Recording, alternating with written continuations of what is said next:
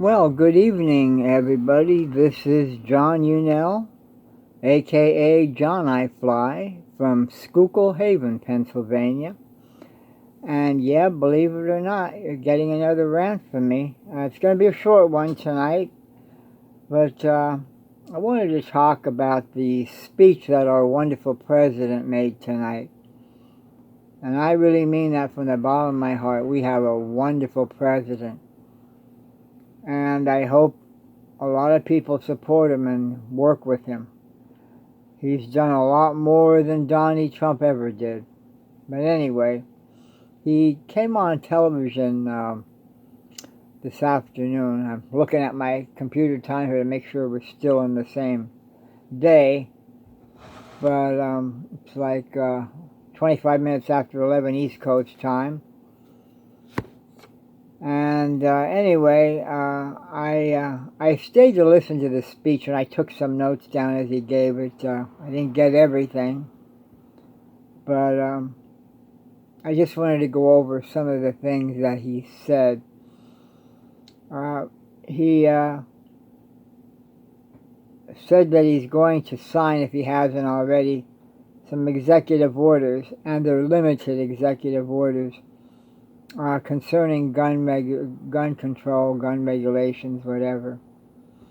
And he stated the fact, and listen to this, people, 360 people are shot every day. Can you imagine? I didn't know that. 360 people shot every day across the United States. Matter of fact, there was a shooting today in Texas. I got bits and pieces of it. From what I understand, this was shortly after Biden made his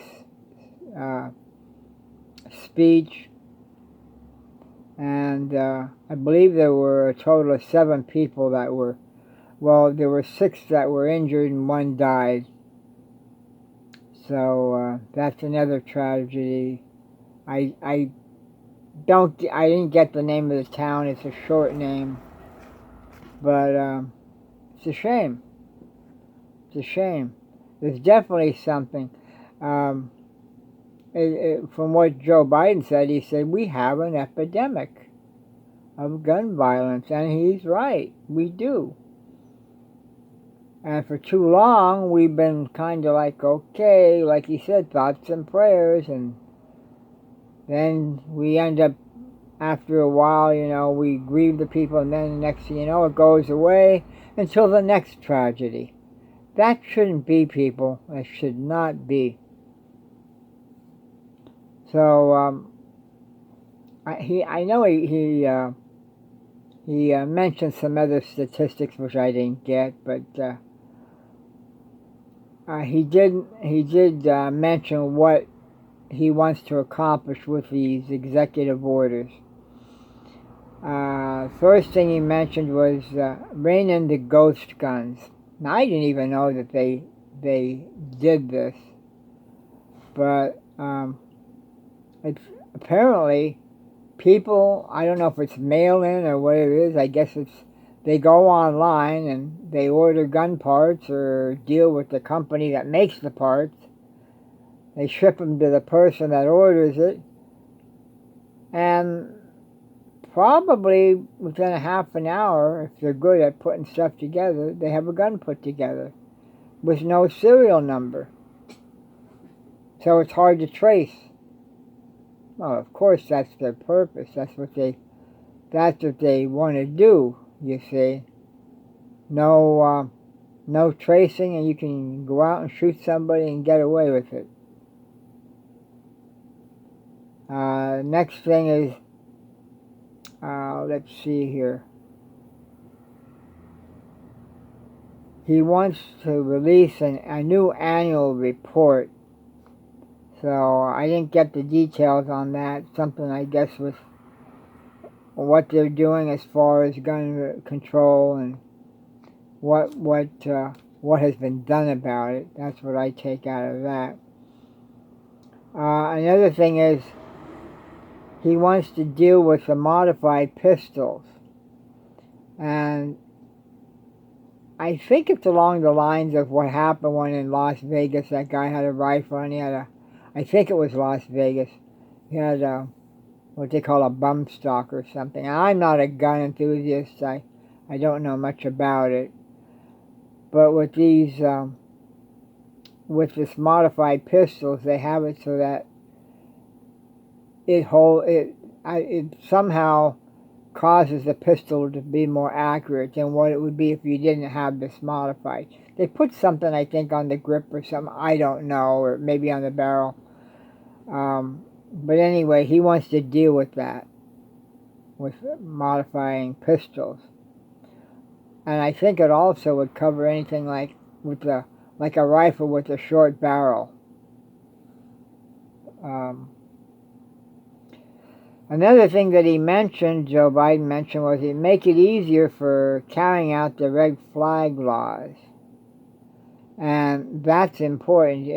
From what he said here, he says, make sure that guns are removed from people that shouldn't have them. I mean, and I guess that would, of course, would tie into your background checks. You know, the person's prone to be impulsive when they get angry, or maybe they're an alcoholic that gets pretty violent after they drink. I know my one neighbor is like that here, and diehard Republican, by the way. I don't know. He has a pistol. If I had my way, he wouldn't have it. But you know, how many more people across the country have firearms that shouldn't have firearms? You know, maybe they're dealing with mental problems or whatever. So he wants to make sure that it's easier to carry out these, what he calls red flag laws. Keep the guns out of the hands of people that don't need them, and those that do have them, there should be a way that they can remove them for their own safety and for the safety of others around them. Also, what the president did today, he's nominating Dave Chipman. He wants him to head up the ATF, Alcohol, Tobacco, and Firearms. And from what I understand, he's a pretty good guy. He definitely was for the anti-gun situation. I don't know that much about him myself, but obviously the president has confidence in him. I didn't really follow it, but I guess he's kind of like a leader in the gun movement, the anti-gun movement. And I want to stress that when I say that, the president and the Democrats in Congress, they don't want to take away your guns. That is the furthest thing from the truth. Now, of course, the Republicans, especially the NRA, would like to push that idea on us, and on the American people. Oh, they want to take away your guns. It's your right as a law-abiding American citizen that if you want to be armed, you should be armed. Well, a lot of them are not law-abiding citizens, or they wouldn't be doing the stuff with the guns that they're doing. It's just that they're going nuts now with all these shootings. So anyway, hopefully, I'm sure he'll have to go, Dave Chipman, I mean. He'll have to go before the Senate for confirmation, from my understanding. So I'm sure he'll get approved, but we shall see. The touchy subject still about gun regulations and stuff. And like I said, the Republicans, they want to take away your gun rights. That's the furthest thing from the truth, and it's bullshit. And I liked what the president said, and it's so true. You know, he said, there's times for thoughts and prayers, when somebody's grieving, yes. But then that time for thoughts and prayers should be joined with time for action. And that's what he said, not just prayer, and he's a devout Catholic, but he said there's time for action, you know. And it kind of reminds me of, because I studied the Bible years ago, I taught Sunday school. And there's one saying that stands out to me, faith without works is dead.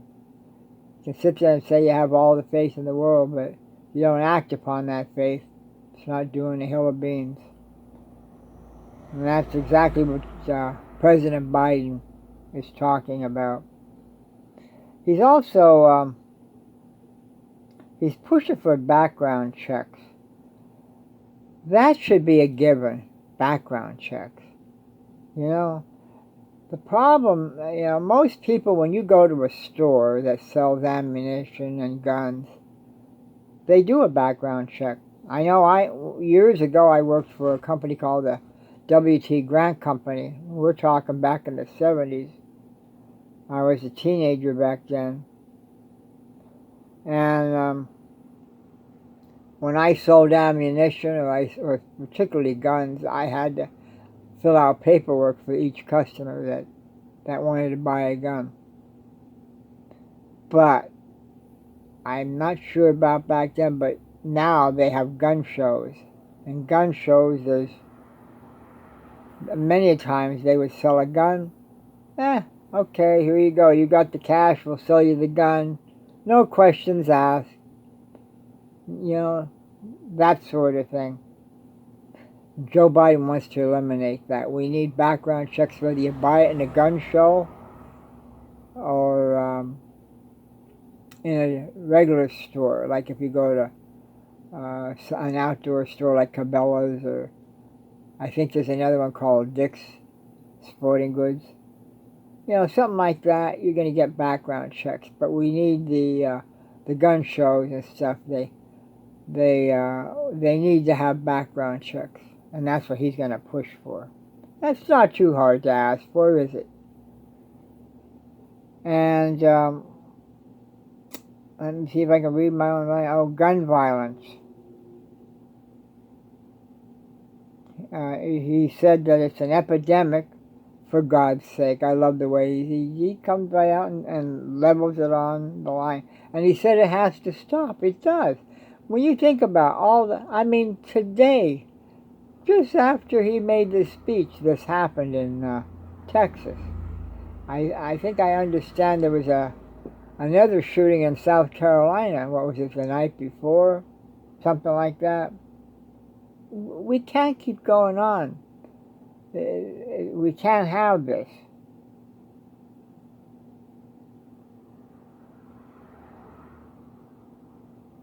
And, I already covered that. We want to close the loopholes that allow abusers to get guns. Trust me, they find ways, especially the criminals, they'll find ways to get guns. If we can make it hard on them, let's do it. And Joe Biden has a plan. Here's another thing. The biggest thing, and I agree with him wholeheartedly, ban assault weapons. And he came right out and said, nobody needs that. What the hell do you need an assault weapon for? He said, who in the right mind wants to be walking around owning a gun that has 100 bullets in it, 100 rounds? That's crazy. That's a weapon of war, people. It does not belong in our American streets. I mean, it's bad enough we deal with the regular guns and pistols and stuff, but an assault rifle? No. I remember one time I mentioned to somebody, I said, what the hell do you need an assault rifle for? Really? And they said, well, we have a collection. I like to collect guns, and that's part of my collection. And to me, that's bullshit. Come on. You mean to tell me you're not going to use it at some point? I don't know. It's just too dangerous. I tell you, years ago, I was walking out in the woods not far from here, and obviously somebody had a clearing made or something in the woods. And all I know is I was walking, I was near that clearing, and all of a sudden I heard this rapid fire, and I'm telling you what, that was loud. It was definitely an assault rifle. It was a military rifle. Man, I tell you, scared the shit out of me. Because you don't know where the hell he's aiming it, you know. It sounded like it was automatic, or it could have been semi-automatic, but that thing was like a machine gun. Real loud. I mean loud. I thought, man, thank God he wasn't pointing over near my direction. But you really don't need that. You really don't need that. So we're going to see in the coming days what happens. I didn't hear any protesting yet from the Republican Party. I'm sure we'll hear something, though, which surprised me.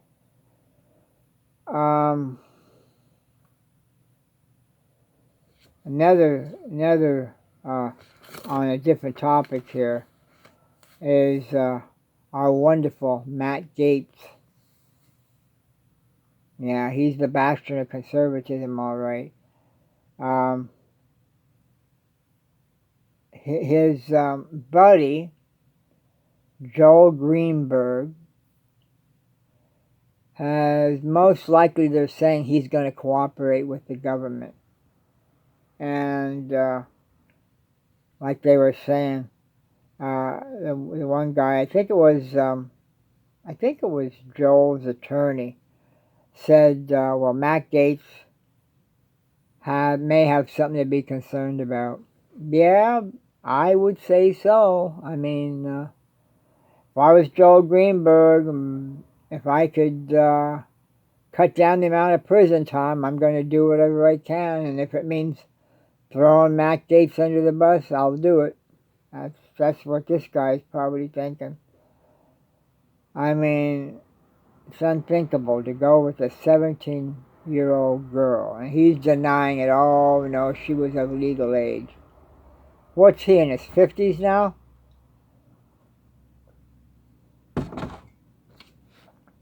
I don't know. I think some people are just obsessed with sex. Hell, growing up, I had my hormones running in overdrive and stuff, but come on, Matt, you're in Congress. You're supposed to be representing the people of your district. It's not the way to do it, sir. No way. So anyway, that's about all I have. I'm telling you, every day it's always something. But at least this time, we have a president that's a true leader. So I'm looking forward in the coming days to see what and how Joe Biden's going to handle this. This Joe Manchin guy from West Virginia, I don't know. I think he's out of date, really. You know, he wants to keep the filibuster going. There's debates whether we should keep it or not. I don't know. I think the filibuster saw its day. But Joe Biden says, you know, he's willing to compromise. He's willing to negotiate. But let's see. You know, Manchin's going to be something we're going to have to deal with. But it'd be nice if we could get at least the 4 Republicans. We could get 4 Republicans. I know, like Lisa Murkowski's one of them. And there's some others. I think Mitt Romney's another one. You know, we can get these people to be on our side as far as, you know, the gun control and the filibustering. That would help.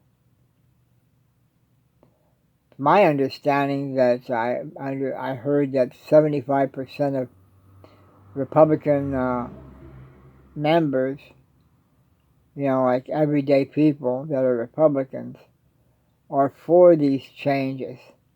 You know, are for gun control and reasonable with gun control. We're not talking about taking guns away, blank check, and just taking everybody's guns away. It's not going to happen. And if you hear them saying that, they're full of shit and they're lying. Pure and simple. It's not true. But something has to be done, people. We got to move forward. That's what I like what Joe said. We don't have an option to do nothing. He says, I'm willing to sit down, negotiate, talk things through. But the option that we don't have is to do nothing. Our country's dealing with the coronavirus and everything else. He has a good vaccination program going on. We're going to move forward with this infrastructure plan and everything else. So, listen, that's about all I have to say for tonight. Thank you for taking the time to listen. Remember, you can find me on YouTube as John I Fly or Johnny Fly, whatever you want. I usually go by John I Fly, and that's all small letters, John as in Nancy, I, F as in Frank, L as in love, Y, at, well, my email address is at yahoo.com, johnifly at yahoo.com. Or on YouTube, you could just go and look me up as John I Fly, all small case letters. Have my own channel. Please like and subscribe. And don't hesitate to make comments. There's a section there for comments. And love to hear what you have to say. All right, people, I'm getting tired. It is 11:46. And my eyelids want to start drooping, so. And, oh, by the way, my eyes are doing much better. Still have a little itchiness. It's going to take a few more days, but it's just this dermatitis that I have around my eyes. Got to get that taken care of. It's healing, slow but sure. But thanks again for your concern. Everything seems to be fine for now. Have a good night, everybody. Like I said, like and subscribe. Feel free to share, too, with fellow Blue Dot people or people who are of the same persuasion. And let's encourage each other, We have a lot more days ahead of us, and do what you can to support fellow Democrats, Blue Dot people. Maybe sit down and write a letter to the president, encourage him. Thank him for being the leader that he is. Because if it wouldn't have turned out that way, I don't know where our country we'd be in a big mess right now. All right, well, listen, take care of yourself. Have a good night, and I will talk to you real soon. Bye-bye.